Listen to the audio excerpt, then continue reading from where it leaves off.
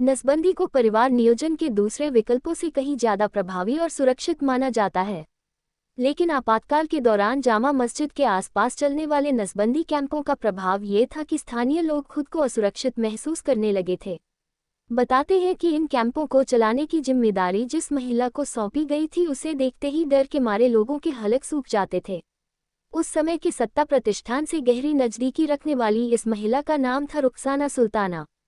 सरकारी अधिकारी उन्हें रुखसाना साहिबा कहा करते थे। इससे पहले वे दिल्ली में अपना एक बुटीक चलाती थीं। 1975 में एक तरफ तत्कालीन प्रधानमंत्री इंदिरा गांधी ने आपातकाल का ऐलान किया था तो दूसरी तरफ उनके बेटे संजय गांधी के राजनीतिक सफर की शुरुआत हुई थी। इस सफर ने इस तेजी से रफ्तार पकड़ी कि जल्द ही संजय गांधी को समानांतर सत्ता केंद्र कहा जाने लगा। उन्होंने आपातकाल के दिनों में एक 5 सूत्री कार्यक्रम लागू किया। साक्षरता, सौंदर्यीकरण, वृक्षारोपण, दहेज प्रथा व जाति उन्मूलन और परिवार नियोजन इसका हिस्सा थे। लेकिन इनमें भी संजय गांधी के लिए सबसे अहम था परिवार नियोजन। उनका मानना था कि जिस आबादी को देश की सारी समस्याओं की जड़ बताया जा रहा है उस पर अगर वे लगाम लगा सके तो तुरंत ही देश और दुनिया में वे एक प्रभावशाली नेता के तौर पर स्थापित हो जाएंगे। माना जाता है कि इसके चलते उन्होंने सारी सरकारी मशीनरी को इस काम में झोंक दिया। संजय गांधी इस काम की शुरुआत राजधानी और उसमें भी पुरानी दिल्ली से करना चाहते थे। तब भी नसबंदी के बारे में कई भ्रांतियां थीं। मुस्लिम समुदाय में यह अफवाह उड़ती थी कि यह उसकी आबादी कम करने की साजिश है। संजय गांधी को लगता था कि अगर उन्होंने शुरुआत में ही इस अभियान को सफल बना दिया और वह भी मुस्लिम समुदाय के बीच तो पूरे देश में एक असरदार संदेश जाएगा। दिल्ली में नसबंदी कार्यक्रम कैसे चलेगा, इसकी जिम्मेदारी जिन 4 लोगों को दी गई थी वे थे लेफ्टिनेंट गवर्नर किशनचंद, नवीन चावला, विद्याबेन शाह और रुखसाना सुल्ताना। रुखसाना को संजय गांधी ने मुस्लिम समुदाय के लोगों को ज़्यादा से ज़्यादा तादाद में नसबंदी के लिए राजी करने का काम सौंपा था। बताया जाता है कि संजय गांधी से प्रभावित रुखसाना एक आयोजन में उनके पास आई और पूछा कि वे उनके लिए क्या कर सकती हैं। संजय ने उनसे कहा कि वे मुसलमानों को नसबंदी के लिए राजी करें। उनकी मां जरीना बीकानेर रियासत के मुख्य न्यायाधीश मियां अहसान उल हक की बेटी और चर्चित अभिनेत्री बेगम पारा की बहन थीं। रुखसाना ने एक सैन्य अधिकारी शिविंदर सिंह से शादी की थी जो दिग्गज पत्रकार और लेखक खुशवंत सिंह के भतीजे थे। उनकी बेटी का नाम अमृता सिंह है जो हिंदी फिल्मों की चर्चित अभिनेत्री हैं। बताया जाता है कि संजय गांधी से प्रभावित रुखसाना एक आयोजन में उनके पास आई और पूछा कि वे उनके लिए क्या कर सकती हैं। संजय ने उनसे कहा कि वे मुसलमानों को नसबंदी के लिए राजी करने की जिम्मेदारी संभालें। इस तरह रुखसाना संजय गांधी की टीम में शामिल हो गईं। जल्द ही उन्होंने अपना काम भी शुरू कर दिया। वे पुरानी दिल्ली में घर घर जाकर लोगों को परिवार नियोजन के फायदों के बारे में समझाने लगीं। उन्होंने इस इलाके में 6 नसबंदी कैंप भी शुरू कर दिए।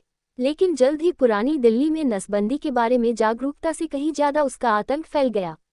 खबरें आने लगी कि महीने का टारगेट पूरा करने के लिए लोगों को जबरन पकड़कर उनकी नसबंदी की जा रही है और इसमें 60 साल के बुजुर्गों और 18 साल के नौजवानों को भी बख्शा नहीं जा रहा। कहते हैं कि ये खबरें संजय गांधी तक भी पहुंचती थीं, लेकिन वे इन्हें अतिशयोक्ति कहकर खारिज कर देते थे। अपनी किताब द संजय स्टोरी में विनोद मेहता याद करते हैं कि कैसे उस दौर में एक खबर पर काम करते हुए वे जामा मस्जिद के आसपास वाले इलाकों में लोगों से मिले थे जिनमें नसबंदी कार्यक्रम को लेकर बहुत गुस्सा था।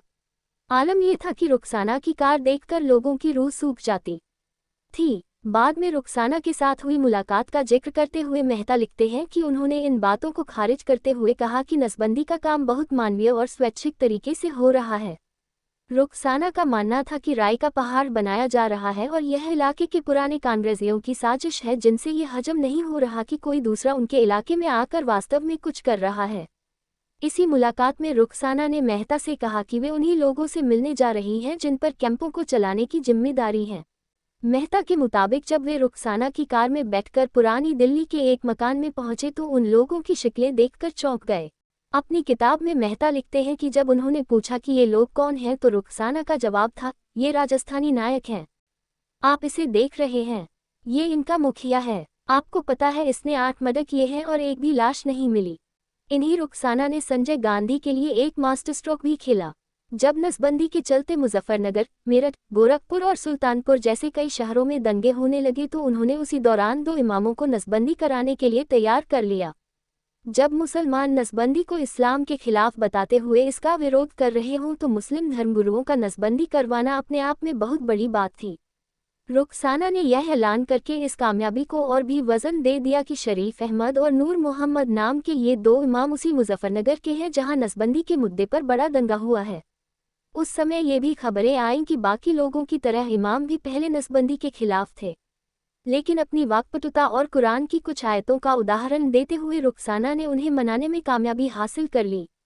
संजय गांधी इससे बहुत खुश हुए। उन्होंने खुद इन दोनों इमामों को नसबंदी का सर्टिफिकेट दिया और साथ ही दोनों को 101 रू का नकदी इनाम भी। आपातकाल के बाद जब जनता पार्टी की सरकार आई तो रुखसाना नेपथ्य में चली गईं। इसके बाद उनके बारे में ज़्यादा कुछ नहीं सुना गया।